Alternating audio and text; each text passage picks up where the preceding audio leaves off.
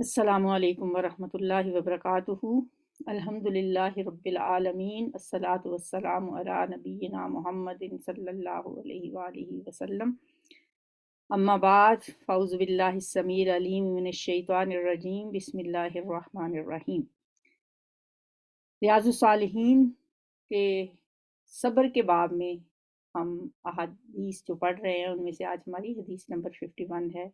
जैसा कि आपको पता है कि इस किताब में इमाम नववी ने उन अहादीस को जमा किया है जिनका ताल्लुक़ हमारी ज़िंदगी से है, आदाब ज़िंदगी से है। ज़िंदगी गुजारने में जो बातें हमें दरपेश होती हैं वो अहादीस उन्होंने इसमें जमा कर दी हैं, और ख़ास तौर पे कि इनमें सब अहादीस मुत्तफ़िक़ अलैहि हैं या बुखारी से हैं, मुस्लिम से हैं, हसन हैं, यानी सहाय सित्ता में से उन्होंने अहादीस ली हुई हैं। 50 अहादीस अल्हम्दुलिल्लाह हम पढ़ चुके हैं। आज 51वीं हदीस है जो अब्दुल्लाह इब्न मसूद रज़ी अल्लाह ताला अन्हु से मरवी है। हज़रत अब्दुल्लाह इब्न मसूद के बारे में हम पीछे पढ़ आए हैं। कुछ अहादीस इन्होंने रिवायत की थी जो हमने पढ़ी हैं। व अन इब्न मसूद रज़ियल्लाहु अन्हु अन्ना रसूलुल्लाह सल्लल्लाहु अलैहि वालिहि वसल्लम क़ाल। हज़रत अब्दुल्लाह इब्न मसूद रज़ियल्लाहु अन्हु से रवायत है, अन्ना रसूलुल्लाह सल्लल्लाहु अलैहि वालिहि वसल्लम क़ाल, वो कहते हैं कि रसूलुल्लाह सल्लल्लाहु अलैहि वालिहि वसल्लम ने फरमाया। ये थी सनद इस हदीस की। मतन यहाँ से जो बोल्ड किया हुआ है, इन्नहा सतकून बादी असरतुन, इन्नहा सतकून बादी असरतुन, के बेशक तुम मेरे बाद देखोगे असरतुन। असरतुन किसको कहा जाता है? ये वही लफ्ज़ है जो कुरान पाक में हमने एक आयत पढ़ी थी ना, वयुसिरून अला अंफुसिहिम वलौ काना बिहिम खसासा। वयुसिरून, और वो तरजीह देते हैं, अला अंफुसिहिम, अपनी ज़ात पर दूसरों को तरजीह देते हैं। वो जो युसिरून है वो असरतुन, ये वही लफ्ज़ है, तरजीह देना। यानी तुम देखोगे मेरे बाद तरजीह देने का अमल, यानी कि एक शख्स जिसका जो हक बनता है उसे उसका वो हक देने की बजाय किसी दूसरे को वो दे देना, किसी दूसरे को उस पे तरजीह देना, ये चीज़ें आपने फरमाया तुम मेरे बाद देखोगे। नारवा तरजीह देने का अमल होगा। व उमूरुन, और ऐसे अमूर होंगे, ऐसे काम होंगे, तुनकिरूनहा, जिन्हें तुम नापसंद करोगे। यानी मेरे बाद आपने फरमाया कि मेरे बाद कुछ ऐसे काम होंगे कि लोग दूसरों को तुम पे तरजीह देंगे, या तरजीह देने का अमल होगा, और ऐसे काम होंगे जो कि तुम्हें नापसंद होंगे, जो तुम्हें पसंद नहीं आएंगे, जो तुम्हें अच्छे नहीं लगेंगे, जो तुम्हें बुरे लगेंगे। तो फिर सहाबा ने पूछा कि ऐसे मौके पे फिर हमें क्या करना चाहिए? फमा तामुरुना या रसूल अल्लाह, आप हमें क्या हुक्म देते हैं कि जब ऐसा हो तो फिर हमें उस मौके पे क्या करना चाहिए, हम क्या करें फिर ऐसे मौके पे? आलू, उन्होंने कहा, या रसूल अल्लाह, फमा तामुरुना, फिर आप हमें क्या हुक्म देते हैं, आप हमारे लिए क्या सजेस्ट करते हैं कि हम क्या करें? कौला, तो आपने फरमाया, बहुत प्यारी बात आपने फरमाई, ये अगर हम करने लग जाए ना, मेरा ख्याल है माशरा ही सुधर जाए। तो अद्दून अल हक़्क़ल्लज़ी अलैकुम, तुम पूरा करो, अदा करो वो हक जो तुम्हारे जिम्मे हैं। तो अद्दूना, तुम अदा करो, अल हक्का, उस हक को, अल्लज़ी अलैकुम, जो तुम्हारे जिम्मे, जो तुम्हारे करने के काम हैं, जो तुम्हारे जिम्मे दूसरों के हकूक हैं, वो तुम पूरे करते रहो। वतस्अलूनल्लाहल्लज़ी लकुम, और जो हक दूसरों के जिम्मे हैं, यानी तुम्हारे जो हकूक हैं, उसके लिए तुम अल्लाह से सवाल करो। वतस्अलूना, और तुम सवाल करो, अल्लाह, अल्लाह से, अल्लज़ी लकुम, जो कि तुम्हारा है, जो तुम्हारा हक है, उसके लिए तुम अल्लाह से सवाल करो। ये इतनी जो पूरी हदीस इतनी है ये। یہاں سے لے کے تعدو نل حق الذی علیکم فتسألون الذی لکم. میرا خیال ہے یہ حدیث بھی ہمیں یاد کرنی چاہیے. عربی اس کی یاد ہو جائے تو ویل اینڈ گڈ، لیکن اردو میں تو ضرور اس کو یاد کرنا چاہیے، کیونکہ اکثر یہ معاملہ جب ہوتا ہے نا، لوگ کہتے ہیں نہیں اپنے حق کے لیے بھی نہ بولیں، اور یہ چھوٹی چھوٹی باتوں پہ اپنے حق کے لیے بولتے بولتے ایسے ایسے جھگڑے ہم کریٹ کر لیتے ہیں، ایسی ایسی بدمزگیاں پیدا کر لیتے ہیں کہ چھوٹی چھوٹی باتوں کے لیے یہ تو میرا حق ہے، یہ تو میرا حق ہے. اس کا بالکل یہ مطلب نہیں ہے کہ آپ بڑے بڑے معاملات ہوتے ہیں جیسے جائیداد کے مسئلے ہوتے ہیں، وراثت کے معاملات ہیں، ان میں بھی آپ کہیں کہ نہیں ہم اللہ ہی سے مانگیں گے. وہ ٹھیک ہے کہ وہاں آپ کا جہاں حق ہے آپ ضرور اس کو مینشن کریں، اس کو مانگیں بھی، لیکن ایسے ہی چھوٹی چھوٹی باتوں میں مجھے شادی پہ نہیں بلایا، ٹھیک طرح سے نہیں بلایا، مجھے صرف فون کر دیا، یہ میرا مطلب میں تو اتنا میرا بڑا رول ہے، میں گھر کی بڑی ہوں یا میں بڑا بھائی ہوں، میرا تو حق تھا کہ مجھے اس موقع پہ وہاں بلایا جاتا، مجھے سب سے آگے رکھا جاتا. ان چھوٹی چھوٹی باتوں پہ ہمیں معاملات خراب نہیں کرنے چاہیے اور اس حدیث کو ذہن میں رکھنا چاہیے. ہاں ایسے ہی معاملات اگر میرے ذمے کسی کی ہوں، جو چیز مجھے دوسروں کی بری لگتی ہے نا، پھر میں خود ویسا نہ کروں. ٹھیک ہے، جو میں دوسروں سے ایکسپیکٹ کرتی ہوں کہ دوسرے میرے یہ حقوق ادا کریں، چھوٹی چھوٹی باتوں کا خیال رکھیں میرے بارے میں، مجھے ان سے طلب کرنے کی بجائے خود جب میرے پاس وہ بات آئے تو میں اسے ضرور ادا کروں. تو ادون الحق الذی علیکم، تم وہ حق ادا کرو جو تمہارے ذمے ہیں. ہاں، اور جو دوسروں کے ذمے ہیں، جو دوسروں نے آپ کو دینے ہیں، فَتَسْأَلُونَ اللَّهَ الَّذِي لَكُمْ، وہ اللہ پہ چھوڑ، اللہ سے مانگو. اور کتنی پیاری ایک حدیث بھی ہے نا کہ جو شخص اللہ کی خاطر جھگڑا چھوڑ دیتا ہے نا، اپنا حق چھوڑ دیتا ہے. ظاہر ہے جھگڑا کیسے چھٹتا ہے، جھگڑا تو ہو رہا ہو تو تبھی جھگڑا ختم ہوتا ہے. آپ کہہ دیں گے ہاں نہیں ٹھیک ہے، بس جو آپ کہہ رہے ہیں وہی ٹھیک ہے، میں دستبردار ہو جائیں آپ اس چیز سے، تو اللہ تعالیٰ فرماتے ہیں، نبی صلی اللہ علیہ وسلم نے فرمایا میں اس کے لیے جنت میں گھر کی ضمانت دیتا ہوں. جنت کی بشارت ہے اس کے لیے. شاید یہ لفظ ہیں اس طرح کے کہ جنت کے کناروں پہ گھر کی ضمانت دیتا ہوں. تو ہمیں دوسروں کے حقوق ادا کرنے چاہیے، اور اپنے حقوق اگر کوئی نہیں پورے کرتا، چھوٹی چھوٹی باتوں کو اپنی انا کا مسئلہ نہیں بنا لینا چاہیے. کہ لوگ تو بڑے بڑے جماعتوں سے نکل جاتے ہیں، بھئی مجھے تو وہ پروٹوکول ہی نہیں دیا جاتا جو میں ڈیزرو کرتا ہوں. اسی طرح سے جو اگلی حدیث ہے وہ بھی اسی مفہوم کی ہے. اچھا یہاں پہ امام نووی نے جیسا کہ شروع میں بھی بتایا تھا کہ جو کوئی مشکل الفاظ لگتے ہیں وہ ان کو الگ سے مینشن کر دیتے ہیں. الاسراتو کا انہوں نے مطلب لکھا ہے الانفراد بالشیء. اس کا مطلب ہے کہ الانفراد بالشیء امن لہو فیہ حق، جس میں دوسروں کا بھی حق ہو، اس کا اکیلے حقدار بن جانا. الانفراد اکیلے منفرد طور پہ، بالشیء کسی چیز کو لے لینا، اس کا حقدار بن جانا. امن لہو فیہ حق، جس میں دوسروں کا بھی حق ہو. تو یہ ہوتا ہے ترجیح دینا، یعنی کسی ایک کا حق دوسرے کو دے دے. اب یہاں ہمارے لیے کیا سبق ہے اس حدیث میں کہ بعض اوقات تو حکمران ایسے ہوتے ہیں جو ہمارے حقوق ادا نہیں کرتے اور دوسروں کو ترجیح دیتے ہیں. جیسے جابز وغیرہ میں بھی ایسے ہوتا ہے کہ آپ اچھے خاصے ڈیزرو کرتے ہیں لیکن آپ کو ریجیکٹ کر دیا جاتا ہے، کسی اور کو جاب دے دی جاتی ہے. تو فرمایا صبر سے کام، اور اللہ سے مانگو، اللہ کے سامنے گر گڑاؤ، اللہ سے دعا کرو. پھر عام زندگی میں بھی اگر کوئی شخص حق پہ ہونے کے باوجود اپنا حق اللہ کے لیے چھوڑ دیتا ہے تو نبی صلی اللہ علیہ وسلم نے فرمایا میں اس کے لیے جنت میں گھر کی ضمانت دیتا ہوں. سبحان اللہ. تو اگلی حدیث ہے جی، وان ابی یحییٰ اسید بن حذیر رضی اللہ عنہ. یہ جو صحابی ہیں نا ابی یحییٰ اسید بن حذیر۔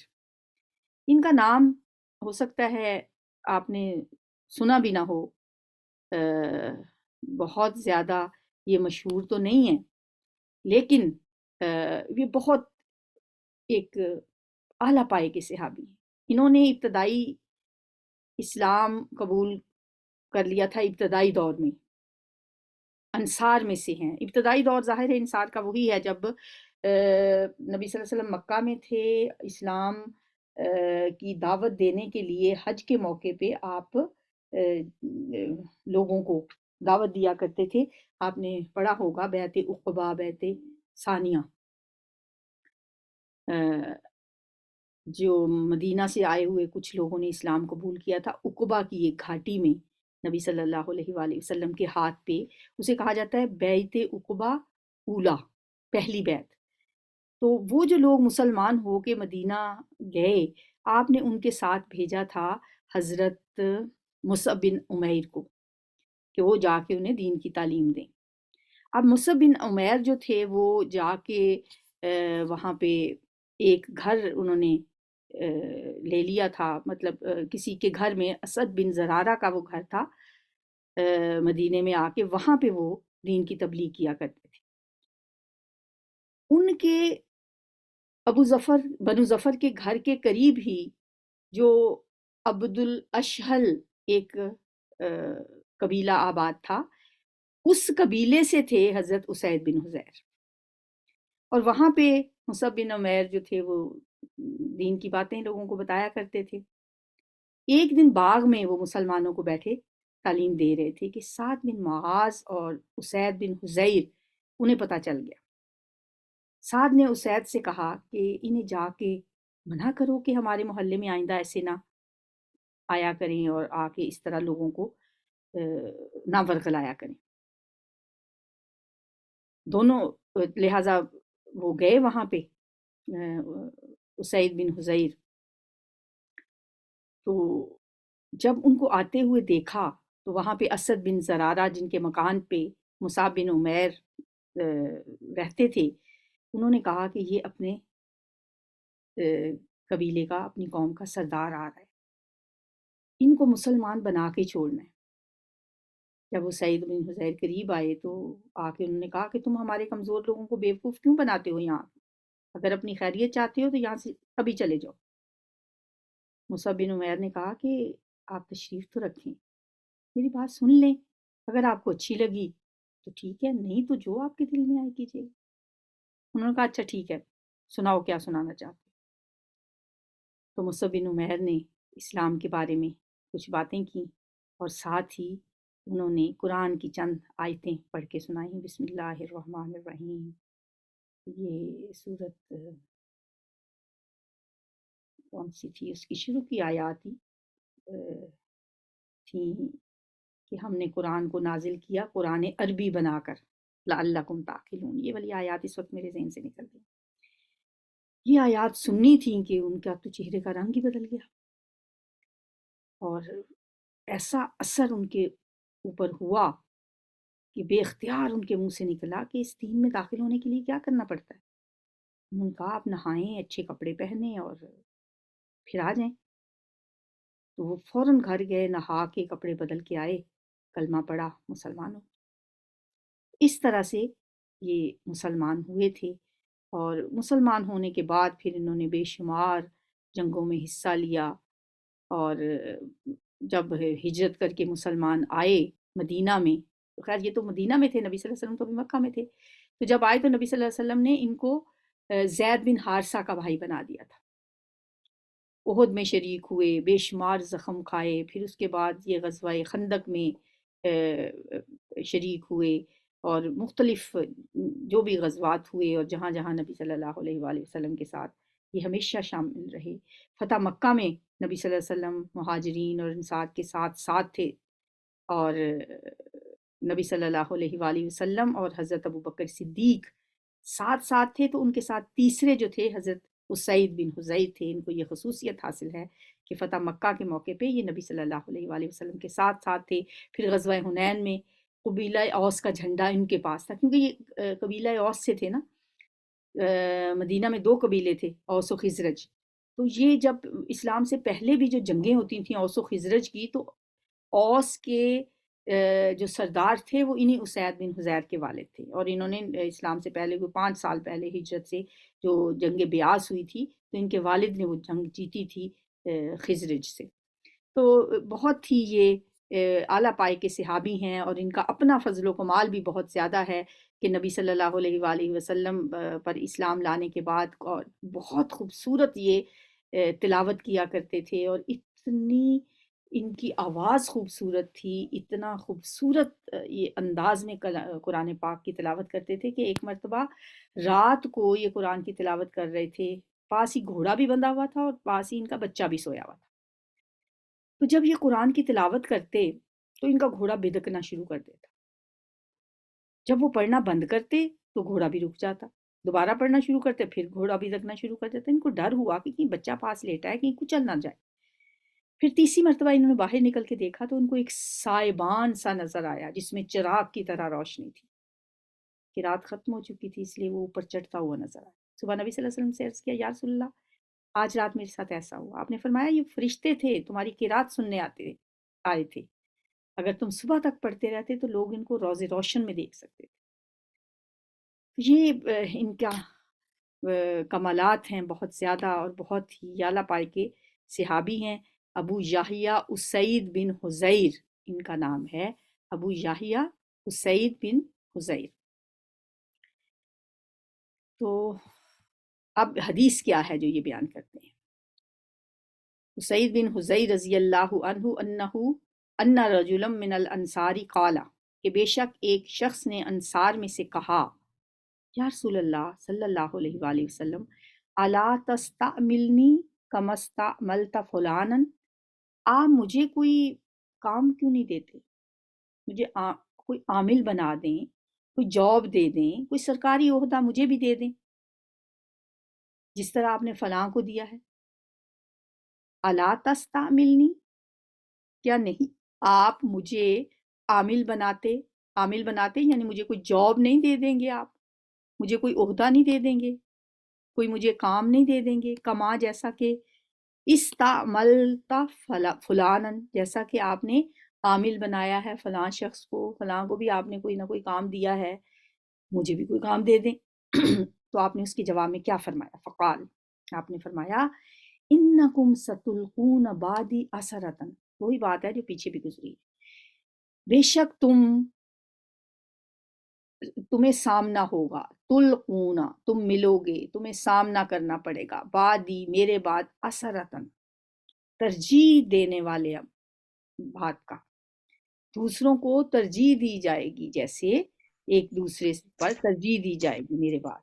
تو ایسے موقع پہ تم نے کیا کرنا ہے؟ فصبرو، بس تم صبر کرنا، ایسے موقع پہ تم نے کیا کرنا ہے؟ صبر کرنا ہے، میرے بعد ایسے حالات ہو جائیں گے کہ تم لوگوں کو ترجیح دی جائے گی ایک دوسرے پہ، تو تم صبر کرنا، پھر یعنی ترجیح کا عمل ہوگا میرے بعد۔ کیا ہوا ہے؟ فصبرو، تو تم صبر کرنا، حتی تلقونی علی الحوض، یہاں تک کہ تمہاری ملاقات ہوگی مجھ سے حوض پر۔ سبحان اللہ، کیا بات کی آپ نے! بجائے اس کے کہ آپ اسے کہتے کہ ہاں ابھی تو کوئی کام نہیں ہے، ابھی تو کوئی ایسا میرے پاس کوئی سرکاری عہدہ نہیں ہے جس پہ میں تمہیں مقرر کروں، پھر دیکھیں گے بعد میں، جیسے بات ٹالنے والی ہوتی ہے، آپ نے صاف صاف سے بات کی، کیونکہ ایک طرح سے آپ نے ایک پریڈکشن کر دی ہے کہ اے انصار کے لوگوں، ابھی تو نہیں ہے تمہارے لیے میرے پاس کوئی مطلب ایسا عہدہ بھی نہیں ہے کہ عہدے کیا ہوتے تھے، جو علاقے فتح ہوتے تھے ان میں گورنر بنا دیا جاتا تھا، تو زیادہ تر لوگ وہی گورنر بنائے جاتے تھے جو مہاجرین میں سے ہوتے تھے، قریش میں سے ہوتے تھے۔ اور اب یہ انصاری شخص تھے، انہوں نے نبی صلی اللہ علیہ وآلہ وسلم سے جا کے کہا کہ جس طرح آپ نے فلاں کو بنایا مجھے بھی کوئی سرکاری عہدہ دے دیں۔ تو آپ نے جواب میں کیا کہا؟ یہ میرے بعد بھی تمہارے اوپر دوسروں کو ترجیح دی جائے گی، انکم ستلقون بعدی اثرتن، بے شک تم دیکھو گے، کیونکہ نبی صلی اللہ علیہ وسلم کے زمانے میں تو خیر اتنا بھی نہ زیادہ فتوحات ہوئی تھی، نہ اتنے علاقے تھے کہ جہاں پہ لوگوں کو اتنے عامل بنایا جاتا، لیکن بعد میں جو کچھ ہونے والا تھا ایک طرح سے آپ نے پہلے سے اس کی پیشین گوئی کر دی. ایک معجزہ ہے کہ بعد میں بالکل ویسا ہی ہوا جیسا آپ نے کہا تھا. آپ نے فرمایا انکم ستلقون بعدی اثرتن، بے شک تم میرے بعد اس صورتحال سے ملو گے کہ دوسروں کو ترجیح دی جائے گی. اثرتن کا مطلب جیسے پیچھے میں نے آپ کو بتایا ترجیح دینا ہوتا ہے. جب ایسا دیکھو کہ کوئی شخص، اب ظاہر نبی صلی اللہ علیہ وسلم کے زمانے میں تو ایسا نہیں ہو سکتا تھا کہ کوئی شخص زیادہ اہل ہو، اس اہل شخص کو چھوڑ کے کسی نااہل شخص کو عہدہ دے دیا جائے، لیکن آپ کے بعد ایسا ہوا بھی. تو آپ نے فرمایا ایسے موقع پہ کیا کرنا؟ فصبروا، صبر کرنا، حتی تلقونی علی الحوض، میرے پاس حوض پہ آ کے ملو گے. دیکھتے اس وقت تک صبر کرنا یہاں تک کہ مجھے قیامت والے دن حوض پر ملو. جھگڑے نہ کرنا ایسے موقع پہ، لڑائیوں میں نہ پڑنا، صبر کرنا. حتی تلقونی علی الحوض، میرے پاس ہی آنا ہے نا، حوض پہ ملنا مجھ سے. متفق علیہ، یہ حدیث متفق ہے. اور اس میں جو لفظ اسید ہے نا، اس کا تلفظ امام نووی نے واضح کیا ہے. دیکھیں یہ جو صحابی تھے نا، وہ والے لوگ خاص طور پہ جنہوں نے احادیث روایت کی، جو محدثین تھے، احادیث بیان کرنے والے جو تھے، ان کے تو نام، ان کی شخصیتیں، ان کی بائیوگرافی بہت احتیاط کے ساتھ ریکارڈ کی جاتی تھی. تقریباً 2 لاکھ لوگوں کے حالات زندگی ہمارے پاس موجود ہیں، اور انہیں اسماء الرجال کا علم کہا جاتا ہے، کیونکہ جس شخص نے حدیث بیان کرنی ہے پھر اس کی تو ایک ایک چیز کے بارے میں چھان پھٹک کی جاتی تھی. اس کا کردار کیسا ہے، اس کا دین کیسا ہے. اس کے اندر اس کے سائڈوں پہ بھی سراغ کرو، جائے وہ اس کے نا پلیز آپ ذرا بولے نہیں، وہ گھی کا بار میں بولے ایلو ویرا. اپنی مائک بند کر لیں پلیز.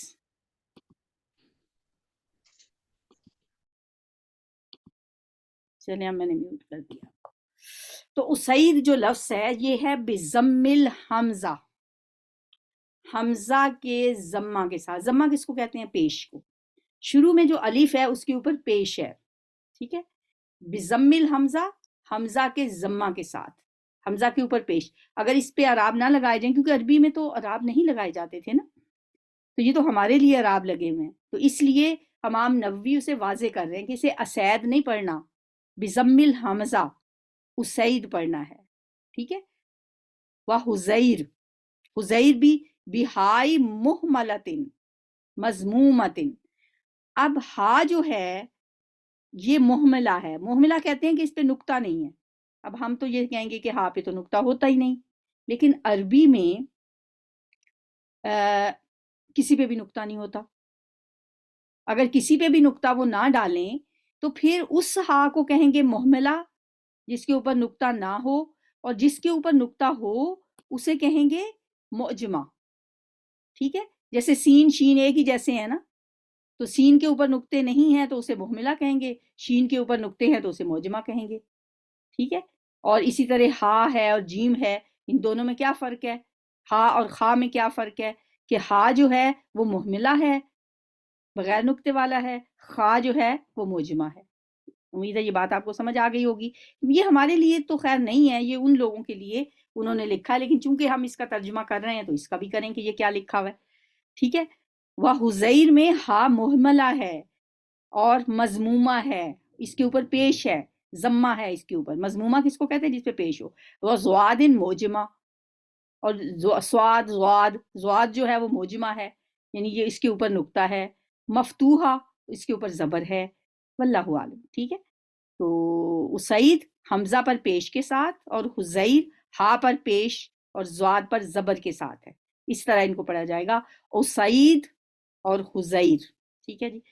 تو اب دیکھیں کہ جو نبی صلی اللہ علیہ وسلم نے اس حدیث میں بتایا تھا، جو آپ نے پریڈکشن کی تھی، وہ واقعی پوری بھی ہو گئی، اور نبی صلی اللہ علیہ وسلم کے معجزات میں سے ہے. اور باقی جو ہے کہ عہدوں کی طلب ہمیں نہیں کرنی چاہیے. عہدے اور منصب طلب کرنے سے منع کیا گیا، اور اگر آپ کو کوئی عہدہ مل جاتا ہے تو پھر اس کو صحیح طریقے سے ادا کرنا چاہیے. حضرت عمر کا تو یہ بھی قول ہے کہ جس کو کوئی عہدہ دے دیا گیا اسے کند چھری کے ساتھ ذبح کر دیا گیا. اس لیے وہ ہمیشہ پریشان ہی ہوتے تھے کہ اگر دریائے فرات کے کنارے کوئی کتا بھی پیاس سے مر گیا تو کل عمر اللہ کو کیا جواب دے جب ان کو خلیفہ بنا دیا گیا تھا۔ تو عہدوں کی طلب نہیں کرنی چاہیے۔ ہاں اگر جیسے حضرت یوسف علیہ السلام نے کی تھی، اگر آپ سمجھتے ہیں کہ آپ کے اندر واقعی ایسی صلاحیت ہے اور آپ کسی خاص کام کو خاص طریقے سے اچھے طریقے سے کرنے کی صلاحیت رکھتے ہیں اور آپ اسی کے لیے وہ عہدہ طلب کر رہے ہیں تو پھر اس کی اجازت نہیں۔ چلیں جی اگلی حدیث ہے وعن ابی ابراہیم عبداللہ بن اوفا رضی اللہ عنہما ان رسول اللہ صلی اللہ علیہ وآلہ وسلم فی بعض ایام تلتی لقی فیہا العدو انتظر حتی اذا مالت الشمس قام فیہم فقال۔ یہ سند ہے حدیث کی۔ ابی ابراہیم عبداللہ بن ابی اوفا رضی اللہ عنہما فرماتے ہیں ان رسول اللہ صلی اللہ علیہ وآلہ وسلم فی بعض ایامت التی لقی فیہا العدو، بے شک رسول اللہ صلی اللہ علیہ وآلہ وسلم فی بعض ایام التی اپنے بعض ایام میں جن میں کہ آپ لقی فیہا العدو جن میں کہ آپ کا مقابلہ ہوا دشمن سے، یعنی نبی صلی اللہ علیہ وآلہ وسلم اپنے بعض ان ایام میں جن میں آپ کا مقابلہ دشمن سے ہوا، انتظر آپ نے انتظار کیا، یعنی کہ آپ نے جنگ کو مؤخر رکھا، حتی اذا مالت الشمس یہاں تک کہ جب سورج ڈھل گیا، قاما تو آپ کھڑے ہوئے فیہم ان میں، فقال تو آپ نے فرمایا، یعنی کہ آپ نے سورج ڈھلنے کا انتظار کیا، جنگ کو مؤخر رکھا یہاں تک کہ جب سورج ڈھل گیا، یعنی ظہر کا ٹائم بھی ہو گیا، پھر نماز بھی ظاہر ہے پڑھنے کے بعد آج جنگ شروع کی ہوگی آپ نے، فقال تو آپ نے فرمایا یا ایھا الناس اے لوگو لا تتمنوا لقاء العدو، دشمن سے ملنے کی آرزو نہ کیا کرو، یعنی دشمن سے ملاقات کی یعنی جنگ کی آرزو نہ کیا کرو۔ فَإِذَا لَقِيتُمُوهُمْ لیکن اگر وَاسْأَلُوا اللَّهَ الْعَافِيَةَ اور اللہ سے عافیت طلب کیا کرو، عافیت کا سوال کیا کرو، دشمن سے ملنے کی یعنی جنگ کی آرزو نہ کیا کرو۔ ہاں اگر جنگ کی نوبت آ ہی جائے، جب ایسا موقع آ ہی جائے، فَإِذَا لَقِيتُمُوهُمْ کہ تمہیں دشمن سے تمہارا سامنا ہو ہی جائے، فَاصْبِرُوا تو پھر صبر کرو، وَاعْلَمُوا اور جان لو ان الجنت تحت ظلال السیوف کہ بے شک جنت تلواروں کے سائے میں ہے۔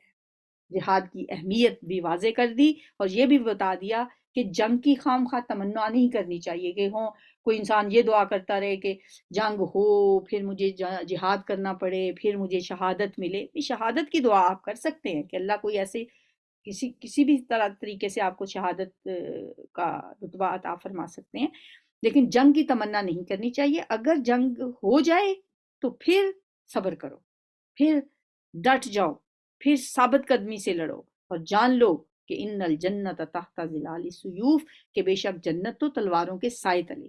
ثم قال النبی صلی اللہ علیہ وسلم پھر آپ نے فرمایا یعنی آپ نے پھر دعا کی جنگ شروع ہونے سے پہلے، اللہم منزل الکتاب اے اللہ کتاب کے اتارنے والے، ومجری السحاب اور بادلوں کو جاری کرنے والے، بادلوں کو چلانے والے، وحازم الاحزاب اور لشکروں کو شکست دینے والے، اہزمہم انہیں شکست دے دے، وانصرنا علیہم اور ہمیں ان کے مقابلے میں مدد عطا فرما۔ یہی دعا ہے جو آج کل ہم اہل غزہ کے لیے کی طرف سے بھی مانگتے ہیں۔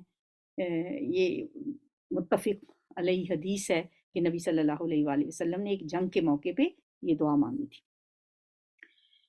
تو سمجھ آ گئی آپ کو اس حدیث کی، اور اس کے بعد ہمارا جو ہے وہ باب الصدق شروع ہوتا ہے، سچائی کا باب ہے، چوتھا باب ہے۔ 3 باب الحمدللہ ہمارے مکمل ہو چکے ہیں۔ اس میں سے جو ہم نے احادیث لکھی ہوئی ہیں ان میں سے ایک یہ بھی حدیث ہم اس میں ایڈ کریں گے، یہ دعا والی بھی دعا بھی ایڈ کریں گے، اور یہ بھی ان الجنت تحت ظلال السیوف کہ بے شک جنت تلواروں کے سائے میں ہے، اور یہ دعا بھی اللہم منزل الکتاب ومجری السحاب وحازم الاحزاب اہزمہم وانصرنا علیہم، یہ بھی ہم اس میں ایڈ کریں گے۔ تو اللہ کا شکر ہے الحمدللہ اس کی توفیق سے ہم نے 3 باب مکمل کر لیے ہیں، اور اللہ تعالی ہمیں ان پہ عمل کرنے کی توفیق عطا فرمائے اور ان احادیث کو یاد رکھنے کی توفیق عطا فرمائے، اور انہی میں احادیث میں سے ہم یہ بھی لکھیں گے تو ادون الحق الذی علیکم و تسألون اللہ الذی لکم. سبحانک اللہم و بحمدک نشہد ان لا الہ الا انت نستغفرک و نتوب الیک. السلام علیکم و رحمۃ اللہ.